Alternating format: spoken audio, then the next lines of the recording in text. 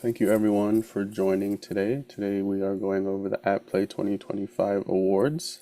I'm joined today by myself, Amani Freeman. I'm the exhibitions manager for the Maryland Federation of Art. And a few words about the MFA. The MFA is a visual nonprofit arts organization that hosts more than 40 exhibitions every year. Our mission is to make connections in the local and online communities through art, with exhibits and events in Circle Gallery in Annapolis, Maryland, online and in numerous alternative venues. We provide artists of all genres, media, and backgrounds with the opportunity to exhibit work selected by professionally credentialed jurors and to be recognized with monetary awards. Artists do not have to be members to enter our exhibitions. However, members do have several advantages, such as lesser entry fees, access to networking, and additional exhibition opportunities. If you're interested in learning more about becoming a member and possibly becoming a member, please visit our membership page on our website, found at the link below. A few words on the exhibition that we're going over today. At Play was actually a new exhibition. This year was the first year of its iteration. It was fun to kind of figure out how to get artists to get in the way of thinking to join it. But in any case, I think it was successful. But a few words on it. All good things don't really have to come to an end. Relive your happiest moments within your art. Remember those hot summer days at the pool? Or the sandcastles you built with friends as a kid? Art is the best way to preserve these memories as you can paint, sculpt, or digitize your happiest moments. Take some time to tap into your inner child and paint when you or others were at play. Any original 2D or 3D work that follows our exhibition guidelines will be considered for this exhibition. This includes work selected by the juror, which will be exhibited in Maryland Federation of Arts Virtual Gallery from June 16th to July 31st, 2025. Now a few words on our juror. Lyndon Barrois Jr. is the Assistant Professor of Art at Carnegie Mellon University. He was born in New Orleans, Louisiana, but he is based in Pittsburgh, Pennsylvania. And as an Assistant Professor of Art at Carnegie Mellon University, he is also half of Lab D with artist Adelaide Zege, with whom he has collaboratively staged 4 exhibitions and co-authored a book of essays, Elboog, at the John von Eck Academy in 2019. He uses cinema as a means to travel both temporally and geographically, bringing to mind ideas of anachronism, simultaneity, and reanimation. Looking at branding strategies of old cinema, along with phased-out profession of shooting film stills. He considers these methods ways to represent a film that has yet to be seen. He's currently undergoing a project that uses the heist film in museum context to contend with legacies of colonial extraction. Another ongoing body of work investigates how fashion images function as constructed figments of the imagination onto which we project our desires and lived realities. In various ways, Barrois navigates questions around color, control, taste, waste, and the layering of information. Barrois Jr. received his MFA from Washington University in St. Louis 2013 and his BFA in painting, excuse me, and his BFA in painting from the Maryland Institution College of Art in Baltimore 2006. He's completed residencies at Latitude Chicago, Log Haven, the Van Eck Academy in Maastricht, Netherlands, Fogle Island Arts in Newfoundland, and the Irish Museum of Art in Dublin, Ireland. And now I'm going to pass it over to our juror, and he'll say a few words in introduction. Yeah, it's been really fun looking through all the work and making selections, and especially, tied to the theme. There was a lot of joy that came with the experience of going through all the slides and the entries. I'll just say also first, I'm currently in a big studio building, so I apologize if there's any sound that happens. There's a lot of activity going on at the moment, both outside and in the building. So just that as a preface. But yeah, I was really pleased to get the invitation to assist, in the selection of work for this show.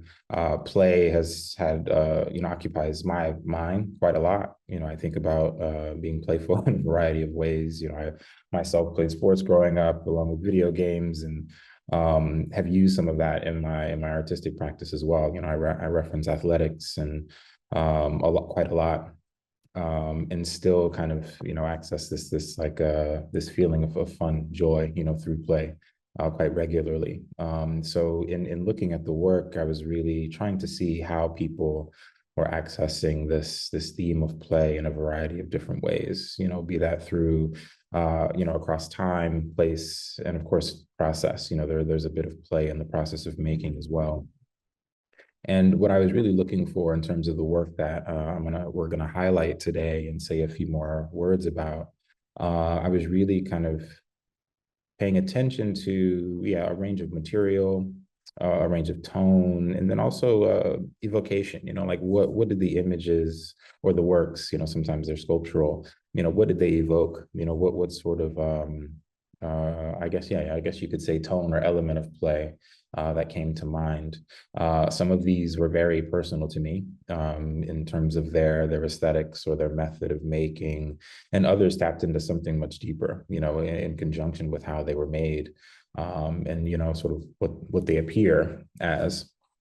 There was also something deeply personal in terms of my own relationship to play, either through my own childhood experience, or yeah, even how I experience it as an adult, in my contemporary moment. So yeah, we can get into the honorable mentions.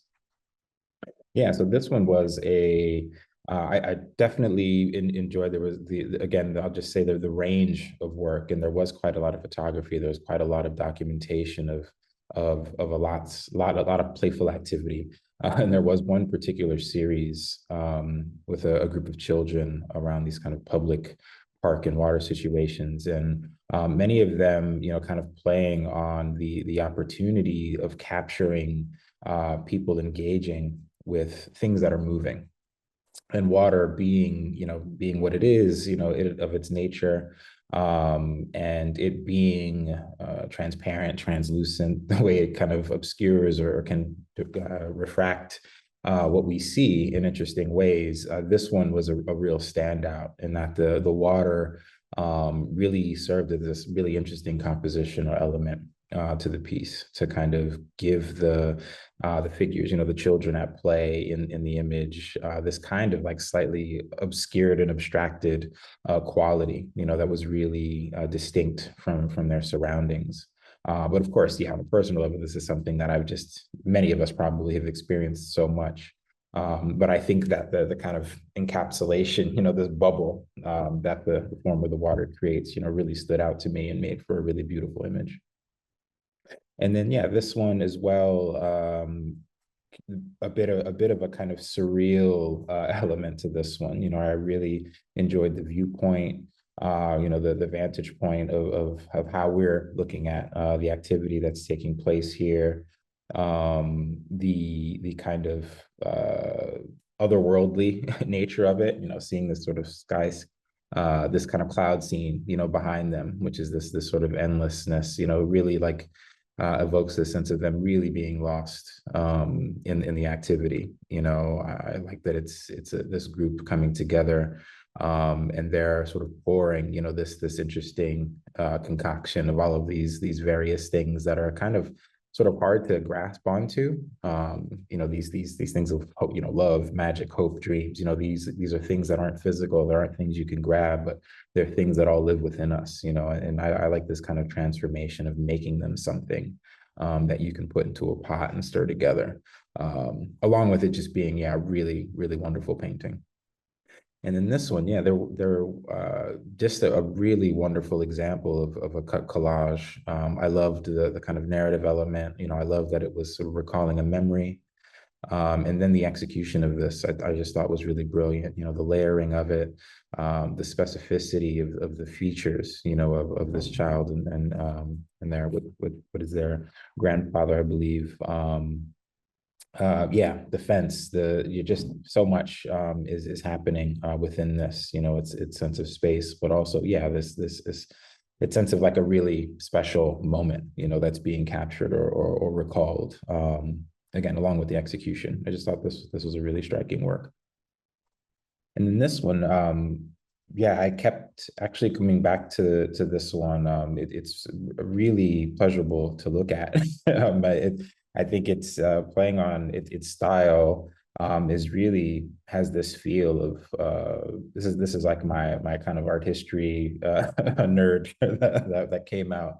And looking at this one, it really feels like something from the early 20th century. Thinking about Art Deco, thinking about futurism, the kind of tracking of the croquet mallet, and the kind of layering and kind of skipping of the different hoops, on the field, created this really nice sense of movement. I think the color that's being employed here is really wonderful. The striped jacket, there's just so many different compositional elements that really kept me coming back. And I really, yeah, I also like the method, thinking about woodcut. There weren't too many works that were made, with this form of printmaking, and that in of itself also gives it a really interesting quality. So yeah, really, really love this work. And then now to the jurors' choices. I think this was an artist that had a number of submissions, but this one, yeah, really tapped into something for me quite personal. In just thinking, I kind of liked that the identities of all of the wearers of these masks are obscured. We're not completely sure what the full age group is. That could be kids, it could be a mixture of kids and adults. It has this kind of dark tone to it, which is maybe kind of ironic. I think for the most part, every like the bulk of the entries were quite on the positive spectrum, right? There's a lot of sort of sunshine and rainbows side of play. But this one is more playful in the same way that like Halloween is playful. There's a kind of dark element. We sort of embrace the more horrific. We embrace the kind of thrills that come out of being scared during Halloween. And this kind of really evoked that for me. And then also just the work itself, I think there's a really, yeah, wonderful sense of color, gesture, composition. And it has a kind of theatrical feel that I really enjoy. I'm not sure if they're like really in this kind of forest environment or in a public park, or if that's kind of a theater backdrop and everyone's play acting into this kind of like really absurd, dramatic act that's happening. So yeah, just really, really was a standout piece for me. Also, this kind of taps into the kind of romantic, kind of painterly side for me. I really loved the gesture in this, like kind of the gestural mark making. It appears as though it was mostly painted with a palette knife, which is a very appealing quality. It's something that I can really relate to. But I think the balance of this composition is really interesting. There are pops of color, around something that's you're in the midst of something that's overall kind of quite neutral. And I think the way that light is really playing into this is really lovely.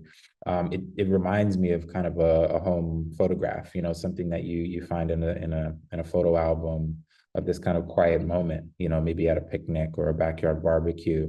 And this two moment between these two kids, which really brought me back, to being that age, of like, you're around adults and, they're doing their thing. And it's like, how do you occupy yourself? And it's usually finding, someone that you can like, spend that time with and, get lost in your own world together. So this really brought that to mind for me.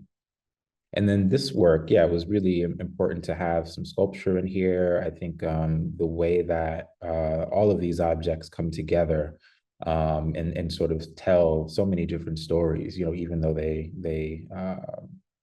get secured into a singular object. An enormous amount of work has gone into, collecting. Collecting in and of itself it can be a kind of playful thing, right? Is like how you identify a collection, how you find and source things that you're trying to collect, and then how these things then get transformed into an artwork is, just a really interesting process. And I think it sort of it becomes something that's greater than its parts, in the end. And then again, on a personal note, it really brought these vibes together of a kind of like Pee-wee's Playhouse kind of set design, which, many maybe will see this or familiar with that. Some of you younger ones aren't. But just the opening credit sequence of the show Pee-wee's Playhouse is really in and of itself just this kind of incredibly pleasurable and strange thing.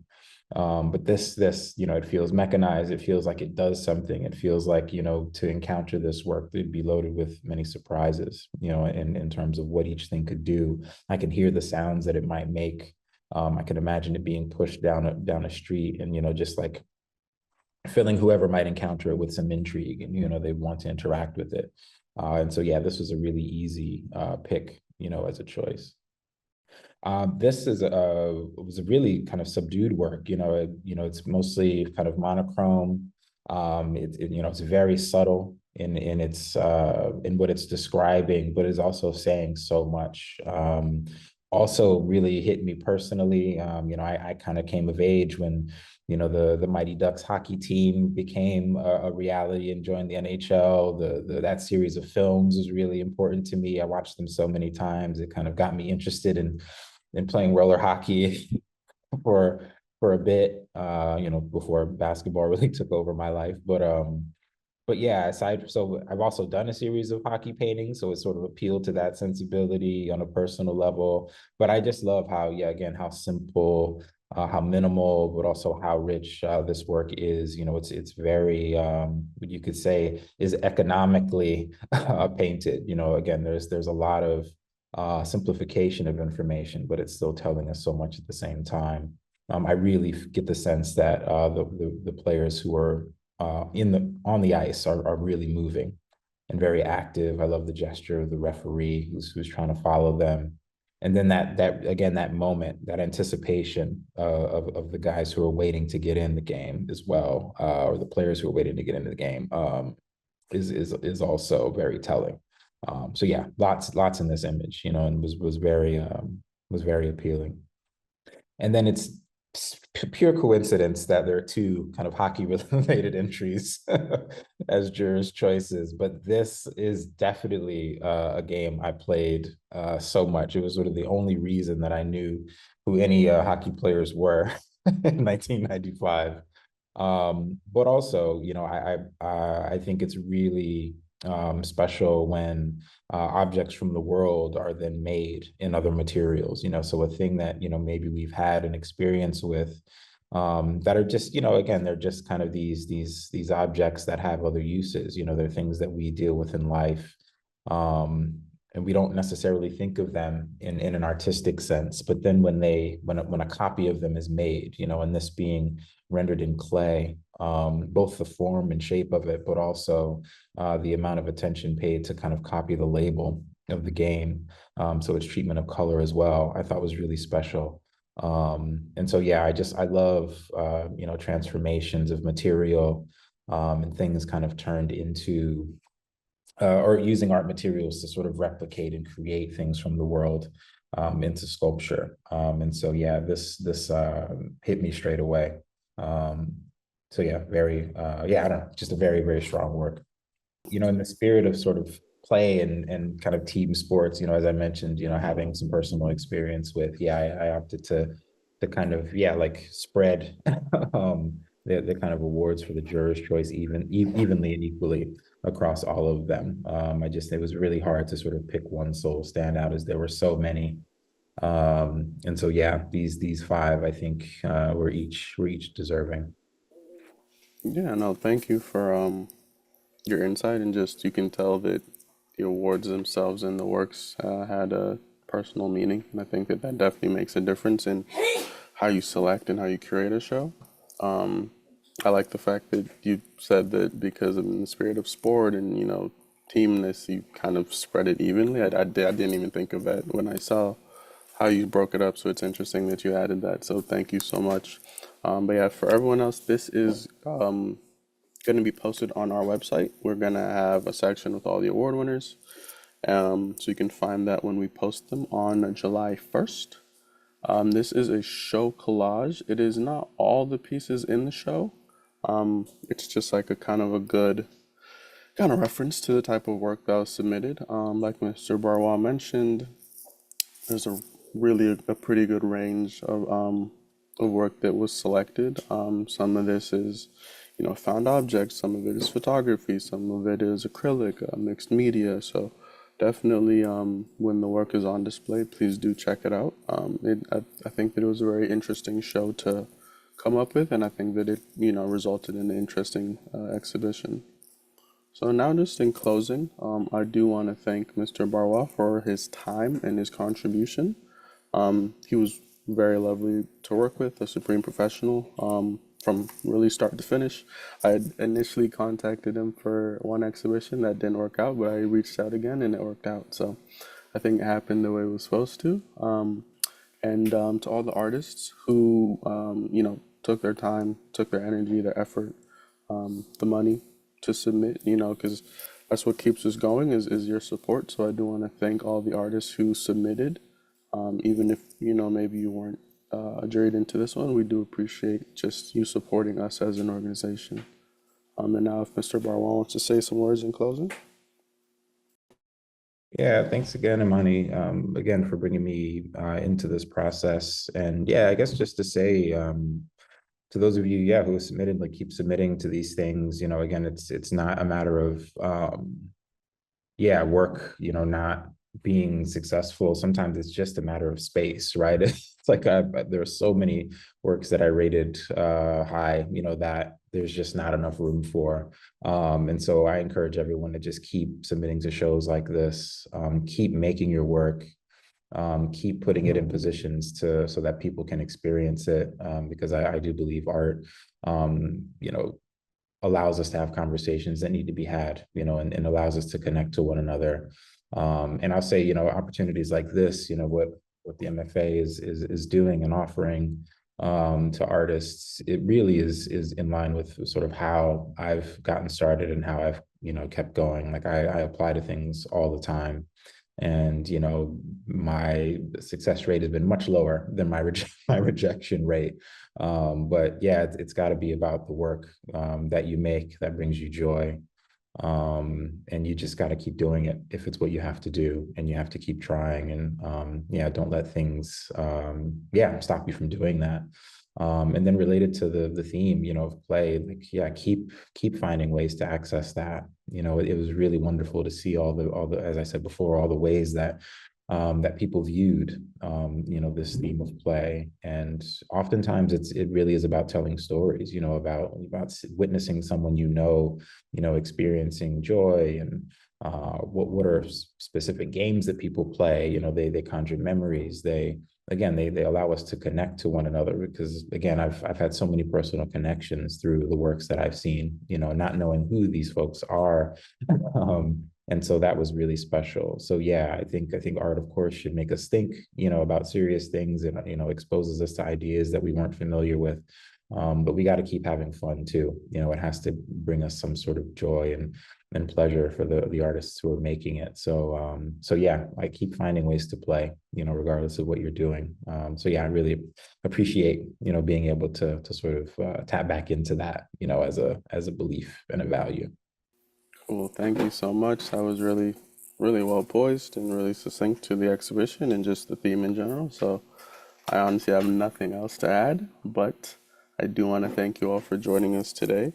This video is going to be posted on our YouTube channel as well as all of our other virtual award ceremonies and juror talks. So give that a chance. We'll give that a watch if you have the chance to. And again, thank you so much for joining us. Have a great day, everyone. Bye.